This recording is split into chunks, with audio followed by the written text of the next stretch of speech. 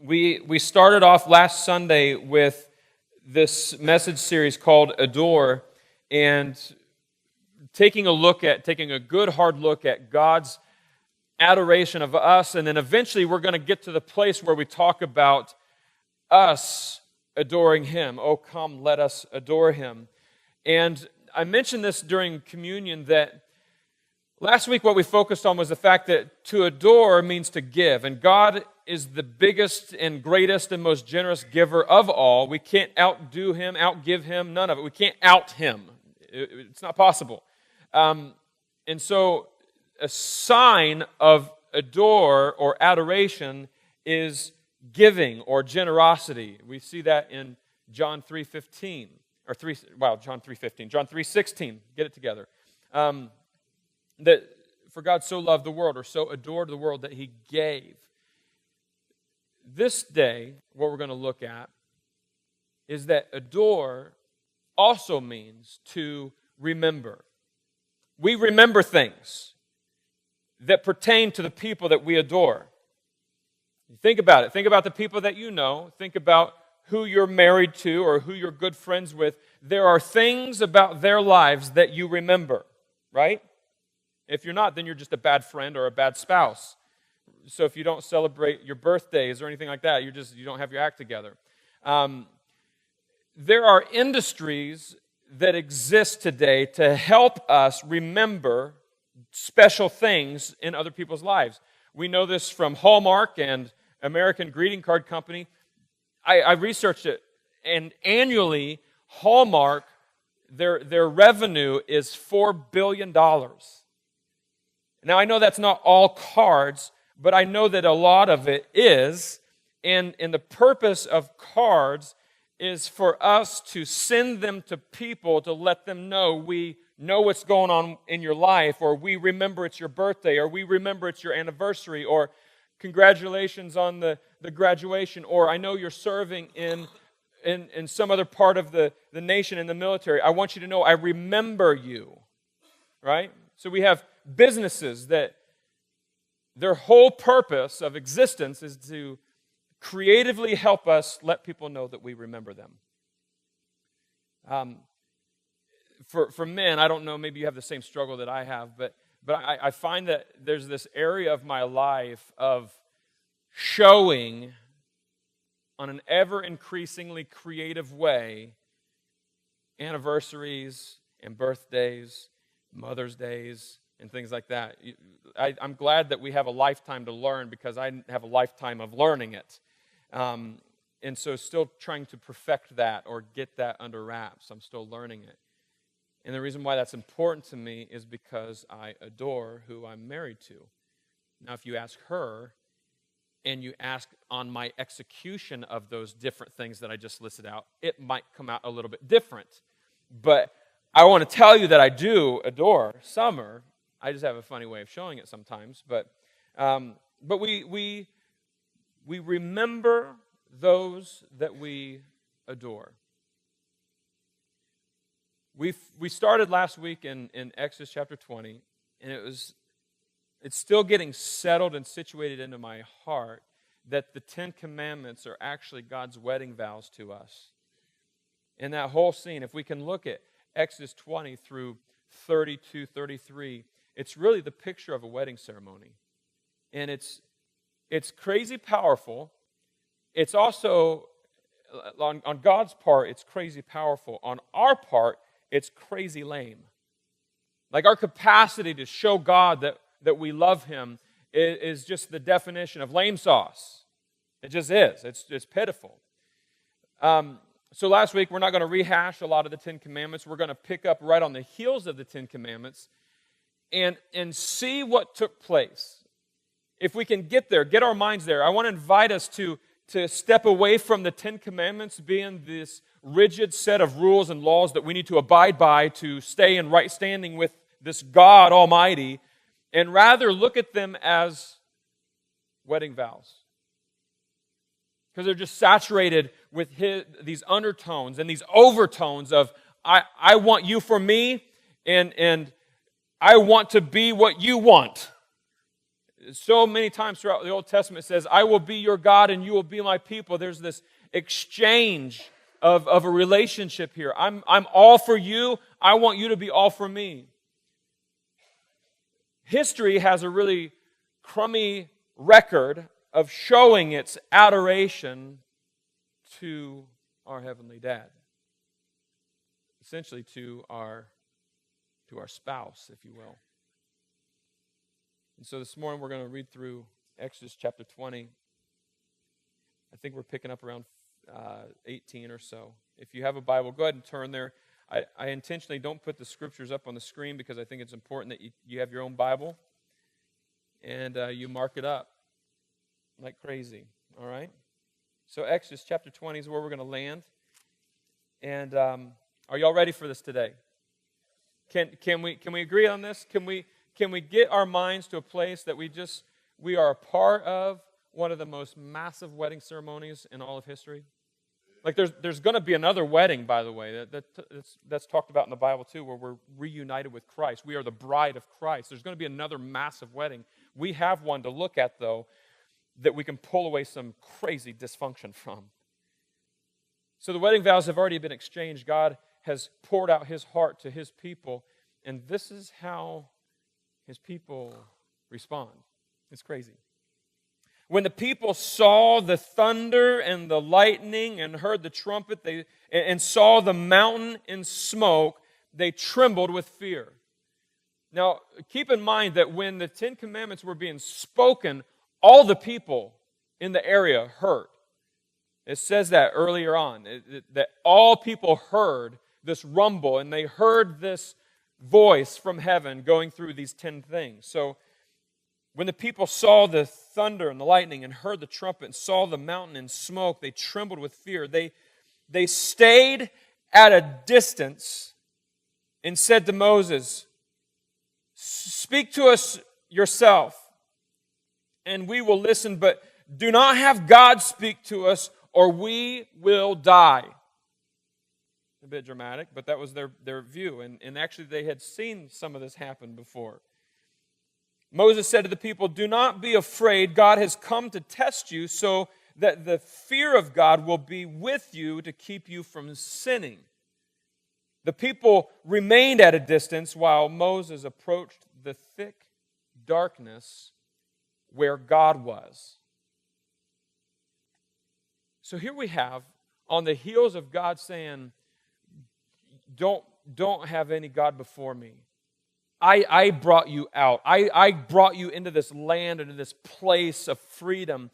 Don't bring another God into this equation. I'm God. He pours out His heart and He pours out His adoration over His people. And their response is they stayed at a distance. What's funny about that is that if they truly understood the magnitude of God, they would know that no distance that they would run, they could never get out of His presence. How absurd of a thought is it that we can run away from God, or that we can run to places to get away from Him? David says this, there's no height or depth or no nook or cranny, paraphrasing, that I can go to get away from your presence. You're there. And yet these people, the ones who have just been miraculously delivered out of slavery for 400 years, they stay at a distance when they see this smoke-covered mountain with billows of just lightning and thunder and a voice coming out from there. And they're like, that's a lot right there. And that's terrifying, is what that is. I hear what he said. That's terrifying. I don't want to come close to that. I don't want to come close to that because I know me. I'm afraid. That's what it says. It says that they were afraid. Moses tells them, do not be afraid. Watch how much of a play on words this is. Moses said to the people, don't be afraid. God has come to test you so that the fear of God will be with you Moses, I think you've been inhaling too much of that, like holy smoke or something, because you tell me not to be afraid because God's come to test me so that fear of God will be with me. So am I supposed to have fear or no fear? I don't get it. I'm not supposed to be afraid, but I need to have fear. The word afraid means to be overcome by guilt or potential danger. They thought in this crazy picture that's happening in front of them, if I get close to that, I'm going to die because of my own guilt. I'm going to die because of my shame. I'm going to die because of the grossness in my life. I'm going to die because of my unfaithfulness. And I've never been in a smoke-covered, lightning, thundering, booming kind of mountain before. There's a little bit of danger in that. A little bit of danger. But he says, don't be afraid of this. Don't be afraid. Because God has come to test you. Well, what is he testing? What tests? I mean, haven't we gone through enough tests? Didn't we prove our faithfulness? Didn't we prove enough to him when we were brought out of Egypt, when we walked through the water, when it was walled up on both sides, and we walked through on dry land? Didn't we prove enough? What are we proving? I think it's a test of our faithfulness. It's a test of our love. One theologian worded it this way. It's a test to reveal the motivation of our obedience. There are people who are obedient to God, but out of completely wrong motivation. If you serve God out of a fear of dying, it's not a relationship. That's obligatory. I'm just going to do what I need to do not to die or not to be smitten, King James Version. So I'm just going to do the protocol.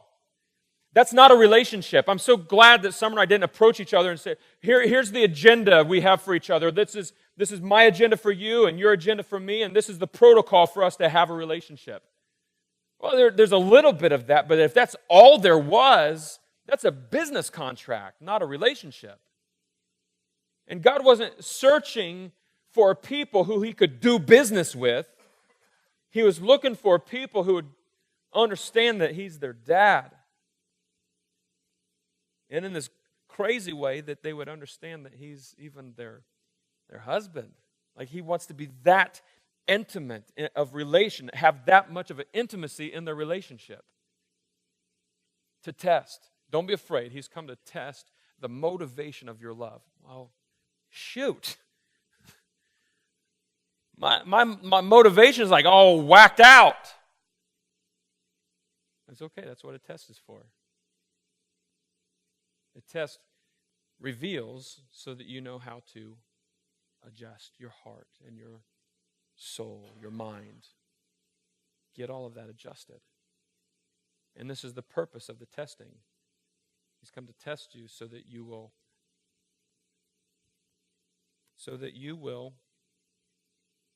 walk with the fear of God, and it will be with you to keep you from sinning. Isn't there another way? I'm not God. I didn't write the playbook. He did. I didn't write the scene. He did. And what he is always about is he's always about the heart. And he's always about wanting the best for our life. He knows that even if we try to live for him out of the wrong motives, we can find ourselves in the wrong place. We can find ourselves in the wrong frame of mind. That's not hard to pinpoint. I've met people who've spent their entire life in church, but they are not an image of Christ. You want to know why that is? It's because the motivation of their love for God is all wrong. it's obligation, it's to-do lists. And so they are not being transformed into the likeness of Christ. Well, you're judging. Well, the Bible says, judge not lest you be judged. So long as you're willing to be judged, you can judge. We just don't get our heads wrapped around that very well. We get offended when that's called accountability. Don't get offended by accountability. Anyways, I could digress. Do not be afraid. God has come to test you. What great news that is, by the way, that just if we just stopped at God has come, that could be the message for the day. Don't be afraid, God has come, period. I'd be okay with that. I need to get that ingested into me, that God has come. He's come to test you so that the fear of God will be with you to keep you from sinning, to keep you from the things that are damaging, to keep you from the things that suck life out of you. When you walk in a relationship with God that is motivated by love, you're going to find yourself walking and talking and relating in a way that He wants us to, that is healthy and right and good for us. So Moses goes on up the mountain. This is what it says of the people. The people remained at a distance. You go ahead, Moses. Going up the mountain. Have fun in the thunder and lightning and the smoke. We're just going to stay here. Once you hear from Him, you can tell us what He says. And so their relationship with Him, it's the first documented long-distance relationship. We'll have a relationship with God so long as it's not too uncomfortable for us. We'll listen to you, Moses, but don't tell God to speak to us, because if God speaks to us, then we're going to die. Maybe die of their own shame. I don't know, but they just were fearing that they would die. The people remained at a distance, and listen to this. While Moses approached the thick darkness where God was. I don't have time to unpack that one today. But let me just say this. If you're in a dark patch of life, don't worry. God's there. I just want to let you know that. I know that by experience. I know that because I've had dark patches. I've had dark weeks. I've had dark months. I think if I think about it, I've had a dark year. And what's astounding at that is as I've walked through those weeks, months, and years, and then I look back on it as it had become history in my life rather than the present, it became history, God's handprint was all over it. And I couldn't have arrived at the new place that I was without going through the thick darkness where God was. He goes there. He goes to the thick darkness where God was. Let's keep in mind that a wedding ceremony had just happened. This was the bride's response. I'm just going to have a relationship with you from a distance. We'll roll that way, okay? That's how comfortable I am. We'll just stay over there. That's the most awkward wedding ever. I don't know how you can wrap up so much adoration and yet so much dysfunction within one wedding ceremony, but the children of Israel and God happened to manage it. I will be your God and you will be my people. I'm giving myself to you. It's cool, sweet. I'm just going to stay back here because I know how gross I am and I know how insecure I am about my grossness, so I'm just going to stay back here. Moses goes. He climbs up the mountain in the thick darkness. Verse 22. Then the Lord said to Moses,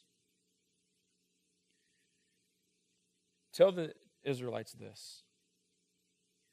You have seen for yourselves that I have spoken to you from heaven.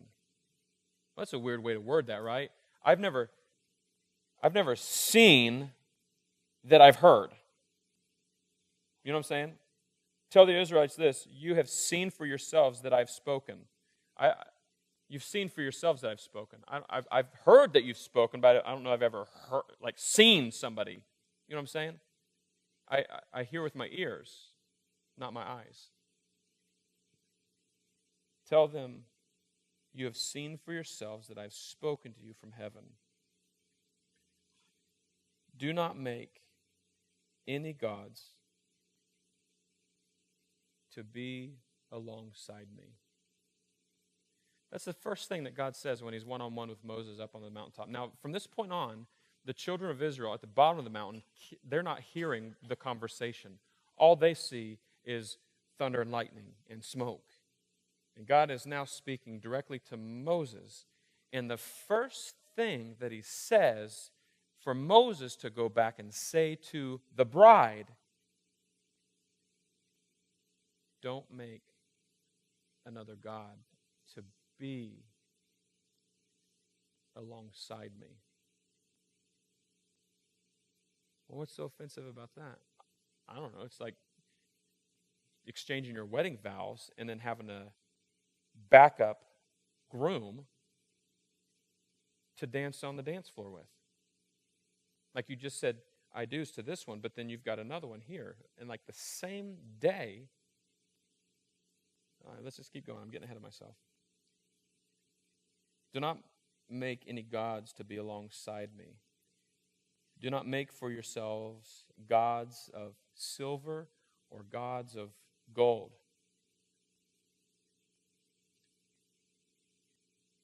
What we're going to see play out here, within the span of 40 days, this time frame that Moses is with God is 40 days. And what he is telling Moses, it's not the only thing, but a large portion of the conversation that God is having with Moses are details about the tabernacle. Now, that might be a yawner of a word for you, but this is what the tabernacle is. It's a place that God was meticulously detailed about so that he could meet with his people. Do you know what it is, essentially? It's the honeymoon suite. That's what he's creating. He's creating their honeymoon room with Moses, saying, here's all the details. I want the room, and I can hear the excitement and the passion and the adoration of God. And he's saying, all right, here's what I want the walls to look like. I want this to be the murals, and I want these spices to be mixed together to create this scent. And by the way, if that scent is used for any other purpose, make sure it doesn't, because it's only supposed to be for the honeymoon suite. Like, it's in there. It doesn't say honeymoon suite, but there's incense and anointing, or this oil that was made just for this room, for a special occasion of meeting with God. Not to be used any other place. He's giving Moses the design for the honeymoon suite. At the same time, we don't have track record of when they started doing this. But at the bottom of the mountain,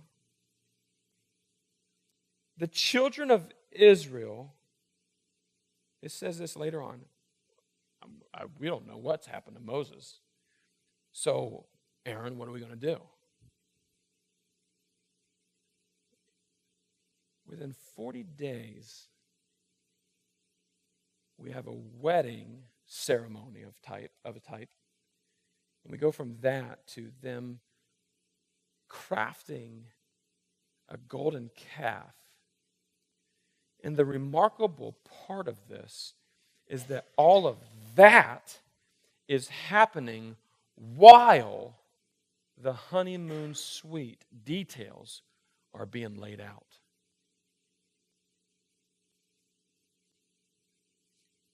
Y'all, it's like having an affair on your spouse on the day of your wedding. That's what the children of Israel did to God. They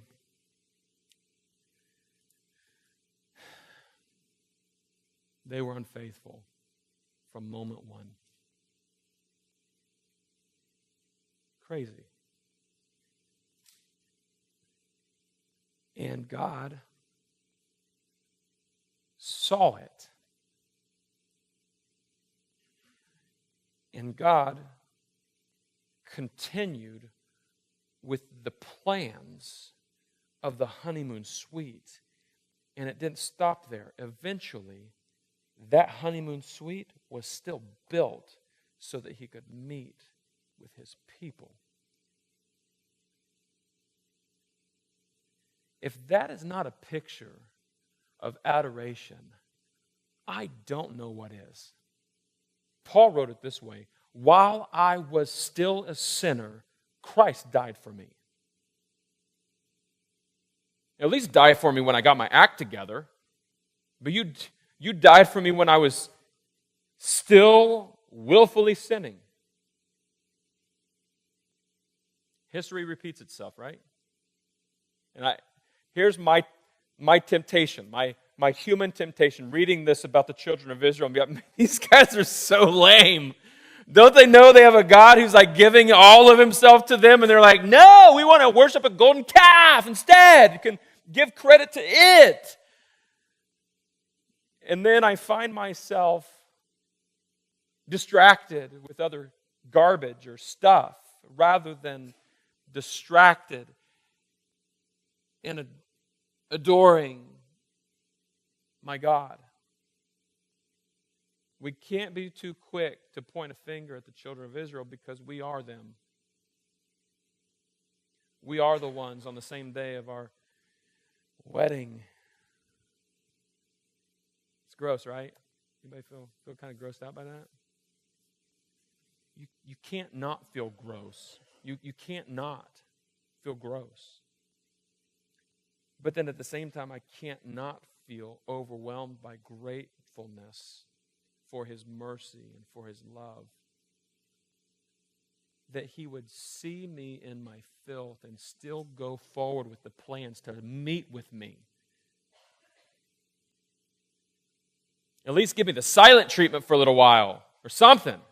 But you just want to be with me. It gets more beautiful, y'all. And yeah, I said beautiful. Listen to this. Do not make any gods to be alongside me. It's like having two grooms, so don't do it. Do not make for yourselves gods of silver or gods of gold. Make an altar of earth. Hold up. An altar of earth. Do you know what that means right there? Just by him saying an altar? What's the purpose of an altar except to offer sacrifices on, right? Well, and to remember. They would build an altar to remember, but the purpose of this one was for the purpose of sacrifices. It's like this in a wedding. To have and to hold, for better, for worse. I think it's such a part of our society that we throw those words out there, but do you know what we're saying in that moment as we're locked eye to eye with our future spouse? Like in that moment, we're saying, you're going to blow it, and I want you to know that I'm going to be with you. I'm already planning for you to mess up, but I'm with you. Thanks. It's like, I don't even know that we think about what we're saying to each other on our wedding days. It's like, you're just going to be a wreck. Okay? You're just going to be a complete disaster. But I'm going to put up with it in a loving way, unconditionally. You call me a disaster? I am. You call me a disaster? I am. And God is saying to Moses, I want you to go back and tell them to build altars of earth. Earth. What? I mean, we could do better than that, God. We can We can make it nicer than that. And this is how I envision this conversation going out. This isn't documented. This is just how I envision it going out. God's saying, what I've created is sufficient for the altar. He created the rocks, y'all. He's like, it doesn't need to be more dressed up than what it already is. I created it. So just gather the rocks and just make an altar of earth.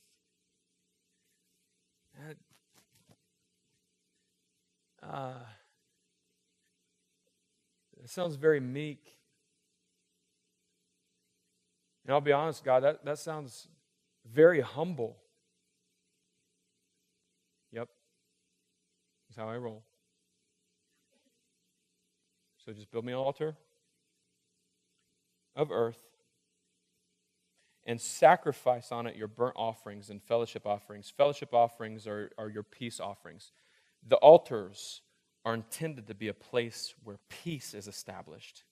Not shame, not guilt, but places of peace. Do you get that that's the vibe and the type of relationship that he wants to have with us? He wants us to create spaces in our life that he can meet with us so that peace is established there.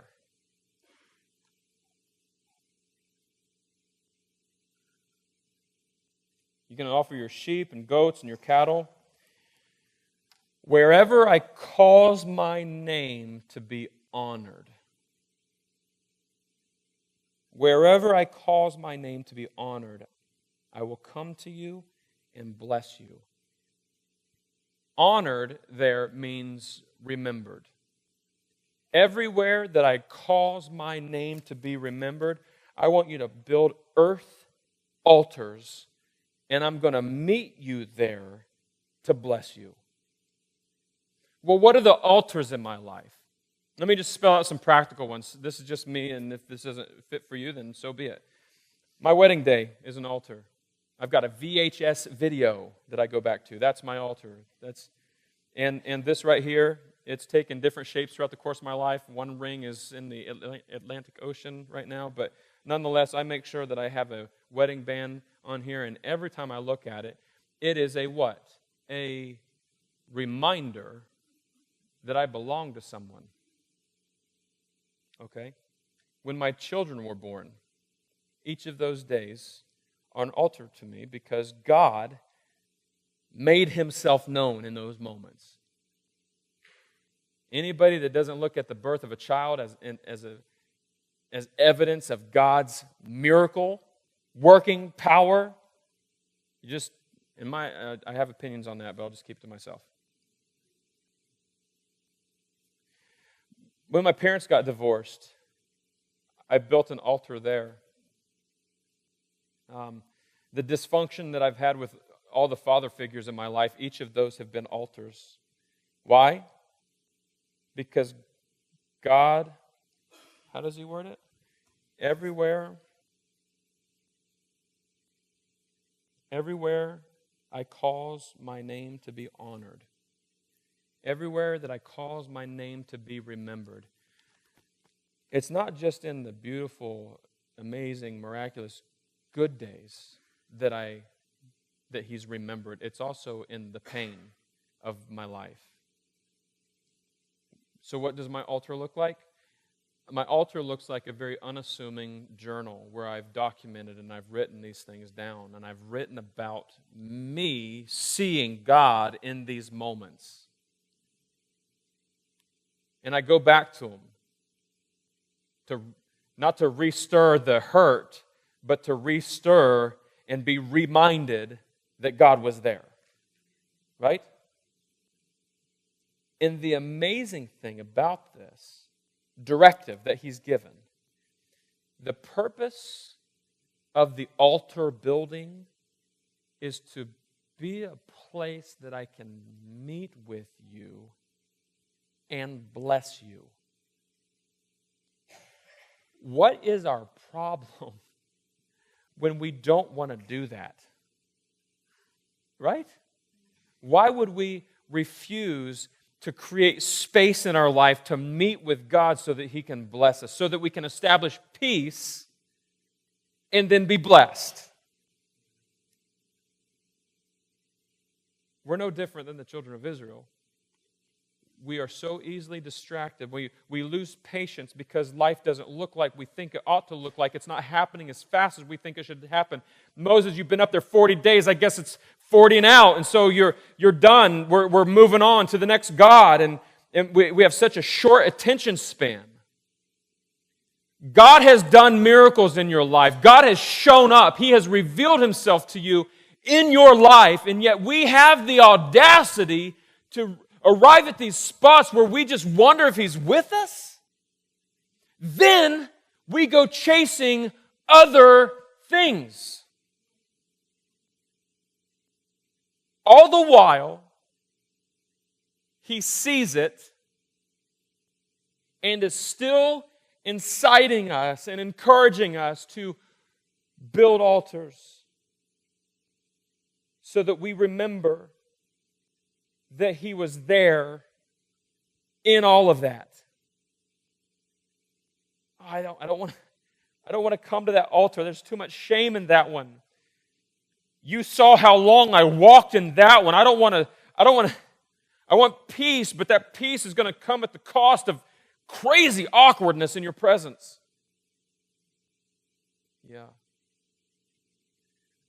And I feel Him saying, it might be awkward for a minute, but I just want you to know that I want to heal you, and I want to get beyond the awkwardness so that I can just let you know how much I adore you.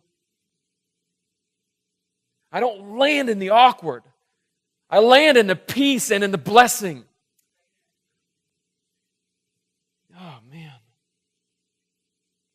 Wherever it calls my name to be honored, I will come to you and bless you. If you make an altar of stones for me, do not build it with dressed stones, for you will defile it if you use a tool on it. That's what the other nations do. The other nations make carved images. That's not you. What I've created, the stones themselves that I created, that's enough. That's humble enough.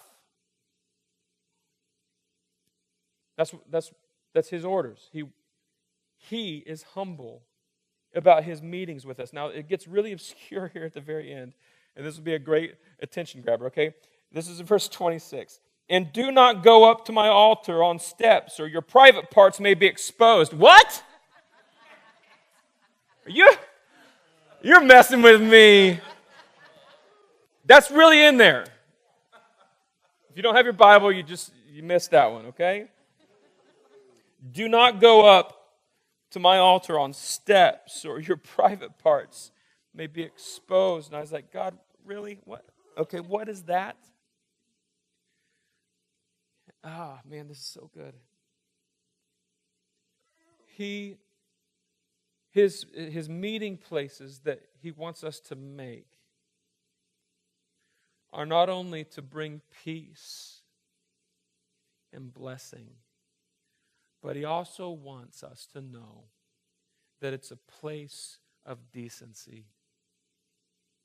He's going to treat us decently when we meet with Him. And so we need to protect our gathering places where we meet with Him and treat it with decency. Y'all, I love, after going through all of this stuff, I so love God. I love my dad in heaven. And I know there's a whole lot of analogies and everything like that. I know that we're kind of like a bride to Him and we're children to Him and all these different things, but I so love His compassion and His adoration.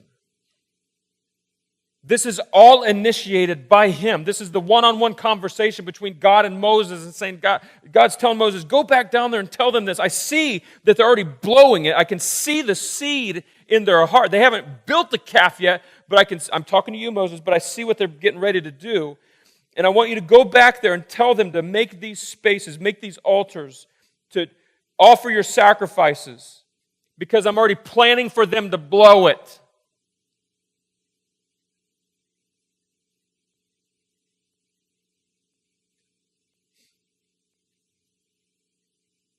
Never have I read these passages through the lens of adoration. I don't know why. I just didn't. But when I see this through the lens of a wedding, it blows my mind. It makes me feel awkward, but it also causes me to want to meet with him and be close with him, and vice versa. At Family Fellowship, if you're new here, we have this thing called a connection card. I know it's kind of like a catchy phrase and whatnot. I'm not trying to be catchy, but on the back of it is a question. Adore equals remember. How well do you adore? How well do you remember? In the context of everything that we just looked at today, how well do you adore? How well do you remember? I'm going to give us a fair amount of time this morning because it's an awkward question, awkward set of questions. But I want us to give time to respond to it.